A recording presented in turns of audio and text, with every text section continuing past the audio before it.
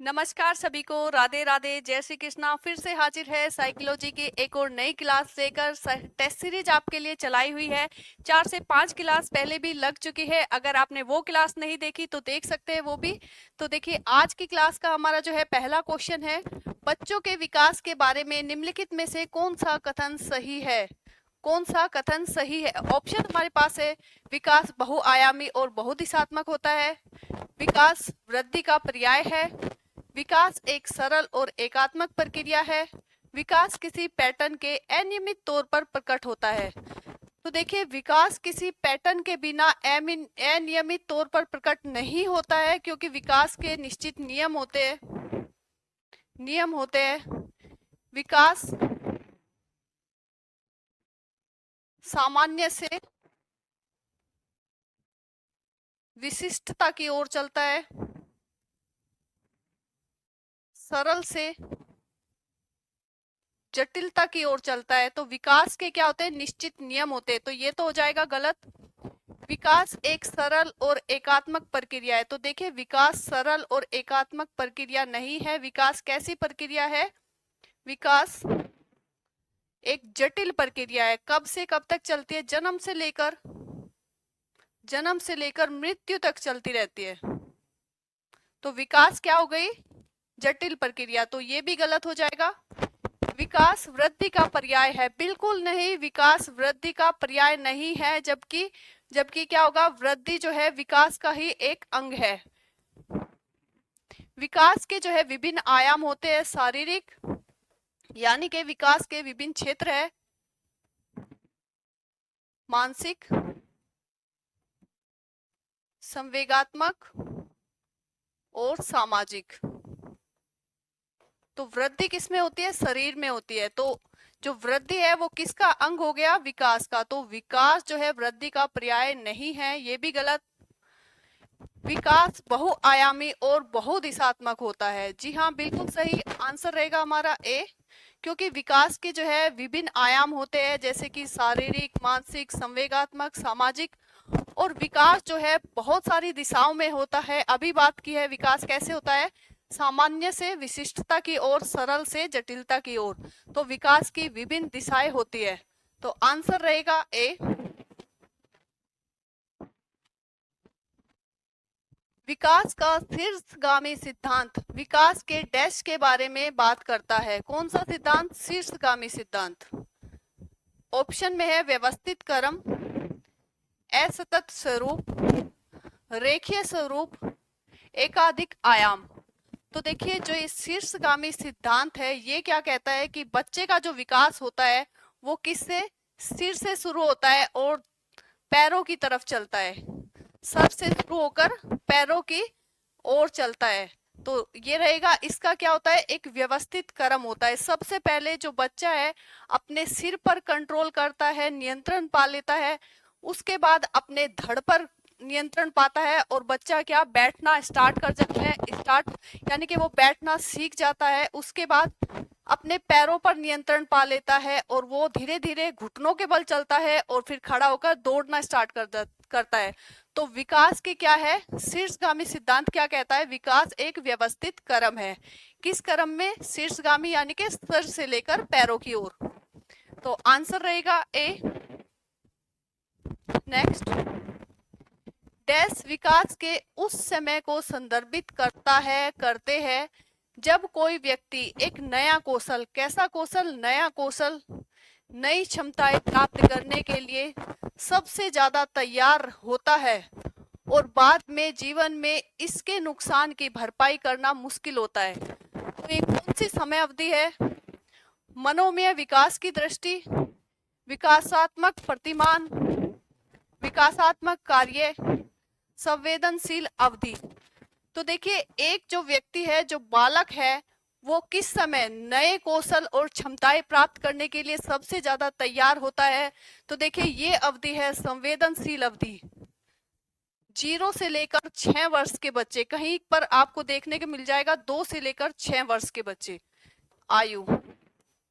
आयु की ये अवधि होती है। कौन सी? संवेदनशील अवधि। और इसमें जो है बच्चा क्या रहता है? तैयार रहता है, सबसे ज्यादा तैयार होता है नए कौशल को सीखने के लिए, और बहुत जल्दी जो है नए कौशल सीख लेता है। जैसे कि कोई बच्चा जो है भाषा बहुत जल्दी सीखता है। किस एज में? 6 वर्ष तक की आयु में एक बच्चा जो है बहुत जल्दी भाषा को सुनकर सीख सकता है। लेकिन क्या होगा, जैसे ही बच्चा बड़ा होगा उसके लिए किसी भी नई भाषा को सीखना क्या होगा, कठिन होगा। क्या कह रहे हैं, जीवन में इसके नुकसान की भरपाई करना मुश्किल है। जी हाँ, बाद में जो है वो कौशल सीखना बहुत ही मुश्किल होगा। तो क्या कह रहे हैं, जीवन में इसकी भरपाई करना मुश्किल है। तो कौन सी अवधि है ये? संवेदनशील अवधि। नेक्स्ट, निम्नलिखित में से विकास के किस सिद्धांत को दर्शाया गया है? शैशव अवस्था और प्रारंभिक बचपन के दौरान हाथ पैरों की तुलना में टांगे और बाहा तेजी से बढ़ते रहते हैं। तो देखिए, हाथ पैरों की तुलना में किसमें जल्दी वृद्धि हो रही है, तेजी से वृद्धि हो रही है? टांग और बाहा की। ऑप्शन हमारे पास है एकीकरण का सिद्धांत, समीप दूराभिमुख सिद्धांत, शीर्षगामी सिद्धांत, या फिर केंद्रीयकरण का सिद्धांत। तो देखिए, आंसर इसका है समीप दूराभिमुख सिद्धांत। यानी कि केंद्र से लेकर, विकास कहाँ से हो रहा है? केंद्र से लेकर रीढ़ की हड्डी से शुरू होता है विकास, और बाह्य की ओर होता है। कहाँ की ओर होता है? बाह्य की ओर होता है। किसमें? समीप दूराभिमुख सिद्धांत में। सबसे पहले जो केंद्र के पास वाले अंग है, जैसे कि बाह हो गई, एक व्यक्ति की क्या हो गई, बाह हो गई, उसके पांव होगी, क्या हो गए, बाह और टांगे। सबसे पहले केंद्र के सबसे नजदीक क्या है? बाहें और टांगे। इसके बाद क्या आते हैं? हाथ आते हैं, फिर उंगलियां आती है, हाथ आते हैं, फिर उंगलियां आती है, फिर पैर आते हैं। तो सबसे पहले किन का विकास हो रहा है? जो केंद्र के पास वाले अंग है, यानी कि बाह और टांग। किसकी तुलना में? हाथ और पैरों की तुलना में। हाथ और पैरों की तुलना में किन का विकास हो रहा है? टांगे और बाहों का। तो ये कौन सा सिद्धांत है? समीप दूराभिमुख सिद्धांत। आंसर रहेगा बी। पूर्व संक्रियात्मक अवस्था के दौरान कौन सी क्षमता विकसित होती है? तो देखिए, ये किसकी अवस्था है?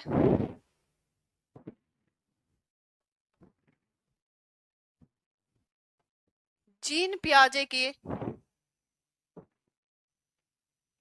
संज्ञानात्मक सिद्धांत।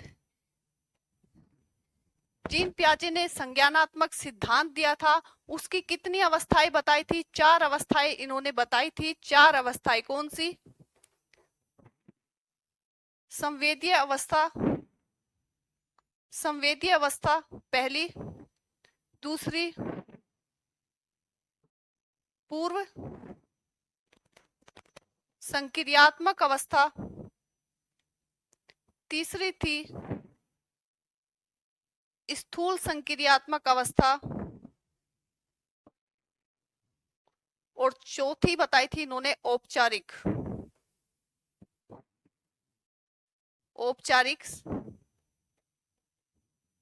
संक्रियात्मक अवस्था।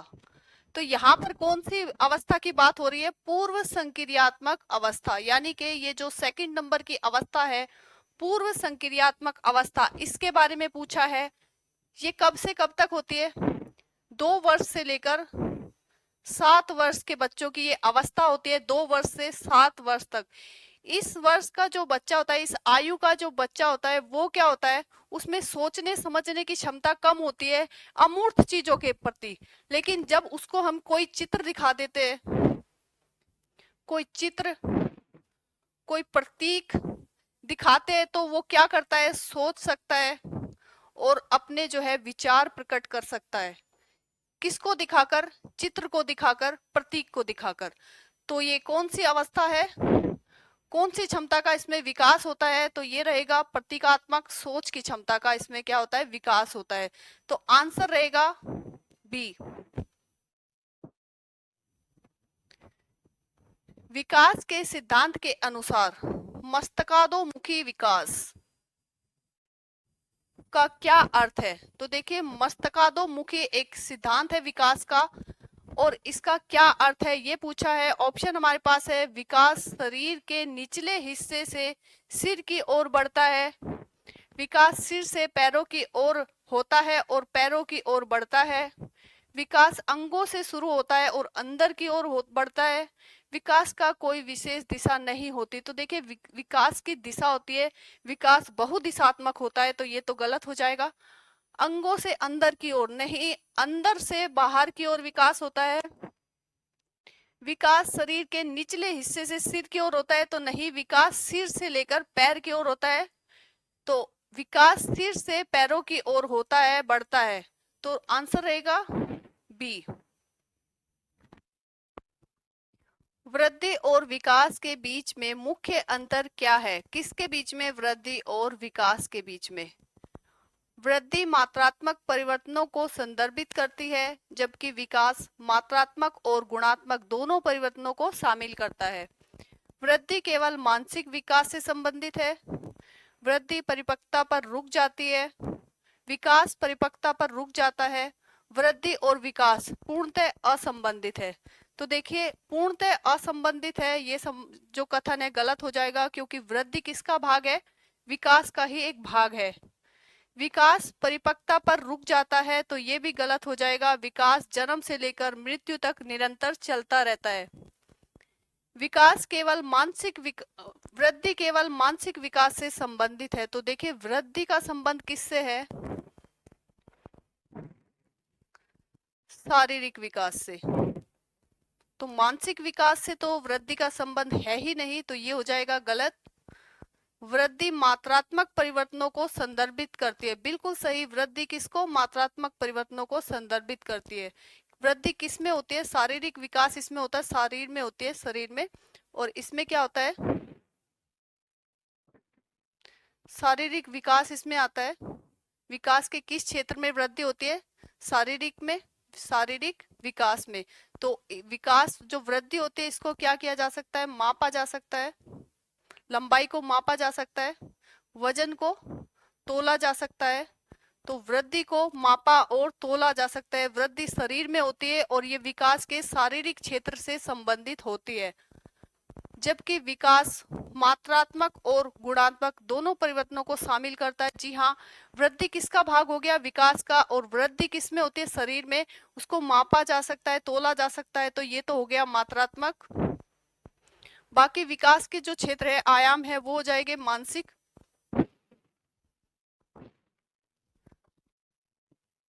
संवेगात्मक और सामाजिक। तो इनमें जो होता है, इनमें जो परिवर्तन आते हैं उनको हम माप नहीं सकते, तोल नहीं सकते, क्या कर सकते हैं? सिर्फ और सिर्फ महसूस कर सकते हैं। तो ये कैसे परिवर्तन होते हैं? गुणात्मक होते हैं। तो वृद्धि में मात्रात्मक और गुणात्मक दोनों परिवर्तनों को शामिल किया जाता है। तो आंसर रहेगा ए। नेक्स्ट, बच्चे का विकास किस मार्ग का अनुसरण करता है? ऑप्शन में है सर्पिल मार्ग, रेखीय मार्ग, वृत्तीय मार्ग या फिर सीधा। तो देखिए बच्चे का जो है रेखीय नहीं होगा, सीधा नहीं होगा, वृत्तीय भी नहीं होगा। किस मार्ग में होगा? सर्पिल मार्ग में। बच्चे का विकास सर्पिल मार्ग का अनुसरण करता है। इस तरीके से जो है विकास चलता है। पहले बच्चे का विकास यहाँ से स्टार्ट हुआ और कहाँ? ऊपर की ओर चला, लेकिन बाद में जो पीछे उसने योग्यताएं और जो क्षमताएं हासिल की है, जो उसका विकास हुआ है, एक बार पीछे मुड़कर जरूर आएगा और यहाँ पर थोड़ी देर स्थायी हो जाएगा, स्थायी रहेगा। सीखे हुए ज्ञान को, योग्यताओं को क्या करेगा? दोबारा से उनको जो है स्थायी रूप देने के लिए यहाँ पर जो है विकास पीछे मुड़कर आएगा। फिर दोबारा से विकास की दिशा क्या होगी? ऊपर की ओर। और फिर से क्या होगी? एक बार नीचे आएगा, सीखे हुए ज्ञान योग्यताओं को स्थिर करने के लिए, स्थायी करने के लिए। तो विकास का जो मार्ग है वो रहेगा सर्पिल मार्ग। विकास के संदर्भ में एक समय जिसमें एक व्यक्ति विशेष उत्तेजनाओं के प्रति परिवर्तित संवेदनशीलता रखता है, जिसमें वह कुशल तरीके से कार्य करने के लिए विशेष कौशल विकसित कर सके, वह विकास की क्या कहलाती है? कौन सी अवधि कहलाती है? प्रोत्साहन अवधि, उद्दीपक अवधि, चुनौतीपूर्ण अवधि या फिर संवेदनशील अवधि। तो देखिए कौन सी समय, एक समय सीमा ऐसी आएगी बच्चे के जीवन में कि वो क्या होगा, संवेदनशीलता होगा, हर किसी चीज के कार्य के प्रति बहुत ज्यादा सेंसिटिव होगा, संवेदनशील होगा और बहुत ही कुशल तरीके से किसी भी कौशल को, कार्य को सीखने के लिए उसका जो दिमाग है वो पूरी तरीके से क्या होगा, तैयार होगा। तो वह कौन सी अवधि होती है, संवेदनशील अवधि। 0 से लेकर 6 वर्ष की ये अवधि होती है, कहीं पर आपको देखने को मिलेगी 2 से लेकर 6 वर्ष तक। तो देखिए ये अवधि रहेगी संवेदनशील अवधि। निम्नलिखित में से कौन सा कथन विकास के समीप दूराभिमुख सिद्धांत के का प्रतिनिधित्व करता है? कौन से सिद्धांत का समीप दूराभिमुख सिद्धांत का प्रतिनिधित्व करता है? ऑप्शन हमारे पास है, विकास बहुदिशात्मक और बहुआयामी होता है, अलग अलग संस्कृतियों में रहने वाले हम उम्र जुड़वा अलग अलग दरों से विकसित हो सकते हैं, मोतियों का धागा में पिरोने से पहले, मोतियों को धागे में पिरोने से पहले बच्चा जो है गेंद को पकड़ने की क्षमता का क्या करता है, विकास करता है। बच्चे में खड़े होने से पहले बैठने की क्षमता का विकास होता है। तो देखिए बच्चे में खड़े होने से पहले बैठने की क्षमता का विकास होता है, ये तो किसका होगा, शीर्षगामी सिद्धांत। ये होगा शीर्षगामी सिद्धांत के अनुसार क्या होता है, बच्चा पहले बैठना सीखता है और उसके बाद खड़ा होकर चलना सीखता है। तो ये कौन से सिद्धांत के अनुसार होगा, शीर्षगामी सिद्धांत के। तो ये तो गलत हो जाएगा। मोतियों को धागे में पिरोने से पहले बच्चा जो है गेंद को पकड़ने की क्षमता का विकास करता है। तो आंसर यही रहेगा सी। हमने क्या कहा, विकास कहाँ से होगा, रीढ़ की हड्डी से शुरू होगा, केंद्र से शुरू होगा और इसके बाद क्या होगा, उसके बाकी अंग बनेंगे, बाह बनेगी, टांगे बनेगी, उसके बाद पैर बनेंगे, हाथ बनेंगे और उसके बाद क्या बनेगी, उंगलियां बनेगी।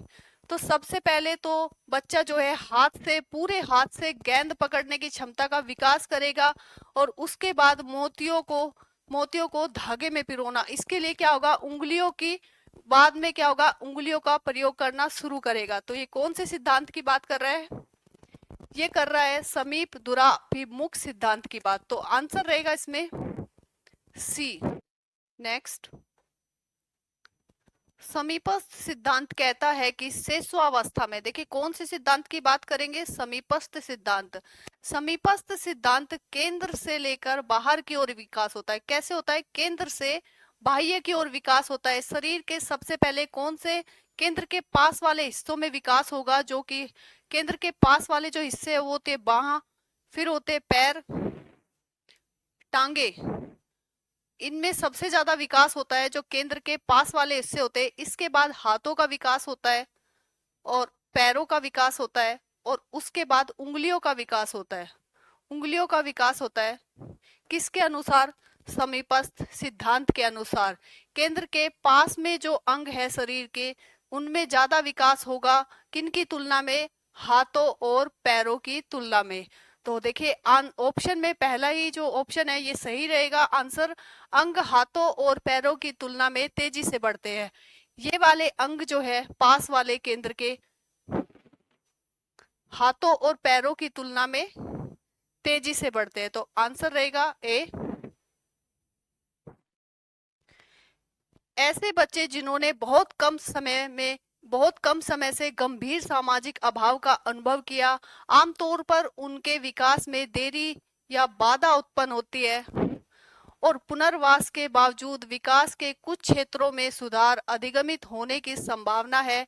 यह अवधि संवेदनशील अवधि कहलाती है। तो देखिए टाइपिंग मिस्टेक हो गई है, आंसर यहाँ पर टाइप कर दिया गया है। कौन सी अवधि कहलाती है ये, संवेदनशील अवधि ये कहलाती है। सामाजिक अभाव क्या होता है, एक बच्चे को जब प्यार नहीं मिलता, घर में स्नेह नहीं मिले, बातचीत का माहौल नहीं मिले, तो उसमें क्या होगा, उसके विकास में बाधा उत्पन्न होगी, उसका जो विकास है वो अच्छे से नहीं हो पाएगा। बाद में उसको पुनर्वास के बावजूद जहां पर ये सारी जो है सुविधाएं मिलेगी, उसके बावजूद भी उसके कुछ क्षेत्रों में तो संभावना है कि सुधार आ जाए, लेकिन सभी क्षेत्रों में सुधार आ जाए ऐसा नहीं होता है। तो ये कौन से सिद्धांत की बात हो रही है? संवेदनशील सिद्धांत। आंसर रहेगा ए। विकास के संदर्भ में निम्नलिखित में से कौन सा कथन सही है? तो देखिए ऑप्शन हमारे पास है, विकास के विभिन्न पहलू एक दूसरे से स्वतंत्र होते हैं, विकास एक असतत प्रक्रिया है, विकास चक्रीय तरीके से होता है, रेखीय नहीं, विकास विशिष्ट से सामान्य की ओर बढ़ता है। तो देखिए गलत हो जाएगा, इसमें क्या दे रखा है? विकास कैसे होता है? विशिष्ट से सामान्य, जबकि विकास होता है सामान्य से विशिष्टता की ओर। विकास एक असतत प्रक्रिया है। विकास कैसी प्रक्रिया है? सतत प्रक्रिया है, निरंतर चलने वाली प्रक्रिया है, जन्म से लेकर मृत्यु तक। विकास के विभिन्न पहलू एक दूसरे से स्वतंत्र होते हैं, तो बिल्कुल नहीं, विकास के सभी पहलू एक दूसरे से जुड़े होते हैं। विकास चक्रीय होता है, हम पढ़ चुके हैं विकास कैसे होता है? चक्रीय होता है इस तरीके से। तो ये रेखीय नहीं होता है, विकास रेखीय नहीं होता है, कैसे होता है? चक्रीय होता है। तो आंसर रहेगा सी। नेक्स्ट, जीन पियाजे के अनुसार निम्नलिखित में से कौन सी क्षमता पूर्व संक्रियात्मक अवस्था की विशेषता है? तो देखिए जीन पियाजे ने संज्ञानात्मक विकास की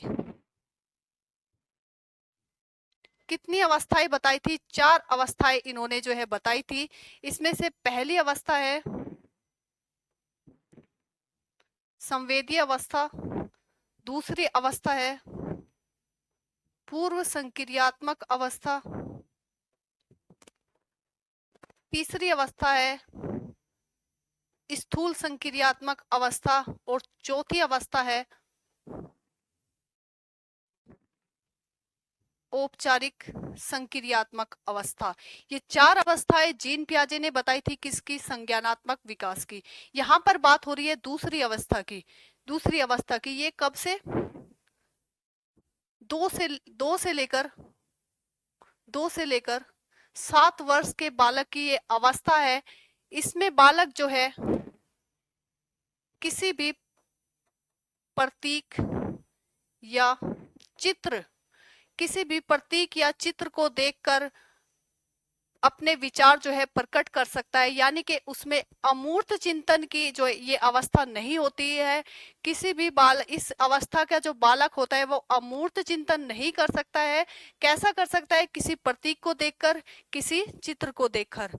तो देखिए ऑप्शन में है हमारे पास प्रतीकात्मक खेल और जीववाद, वर्गीकरण और क्रमबद्धता, संरक्षण और अमूर्त चिंतन, नकल और परिवर्तितता। तो देखिए हमने बात कर ली है किसकी? प्रतीक और चित्र की। तो कैसा है इनका जो विशेषता है, कौन सी विशेषता का विकास होता है इस अवस्था में? प्रतीकात्मक और खेल और जीववाद। जीववाद क्या होता है? बालक जो है इस आयु में निर्जीव वस्तु को भी क्या समझ लेता है कि इसमें भी क्या है? जीव है। निर्जीव वस्तु में भी जीवन समझता है। किस अवस्था में? जीववाद अवस्था में। आपने देखा होगा कि कई बार बच्चे चलते चलते गिर जाते हैं, किसी दीवार से टकरा गए और गिर गए तो वे रोने लगते हैं। माँ क्या करती है? दीवार को थप्पड़ मार देगी तो बालक क्या है? खुश हो जाएगा। वो समझता है कि दीवार में भी क्या है? दीवार में भी क्या है? जीवन है। और माँ ने क्या किया? दीवार की पिटाई कर दी है। तो ये क्या हो गया? जीववाद। कौन सी अवस्था में? पूर्व संक्रियात्मक अवस्था। एज रहेगी 2 से 7 वर्ष। आंसर रहेगा ए। तो ये हमारा आज का देखिए लास्ट क्वेश्चन है, विकास की किस अवस्था को कोल तथा ब्रुस ने संवेगात्मक विकास का अनोखा काल कहा है? कौन सी अवस्था को कहा है? ऑप्शन में है शैशवावस्था, बाल्यावस्था, प्रौढ़ावस्था या फिर किशोर अवस्था। तो देखिए ये है आज का हमारा लास्ट क्वेश्चन और इसका जवाब आप हमें कमेंट बॉक्स में बताइएगा कि कौन सा आंसर इसमें सही है। तो आज की क्लास यहीं तक थी। आज के लिए बहुत बहुत धन्यवाद। मिलते हैं नेक्स्ट क्लास में।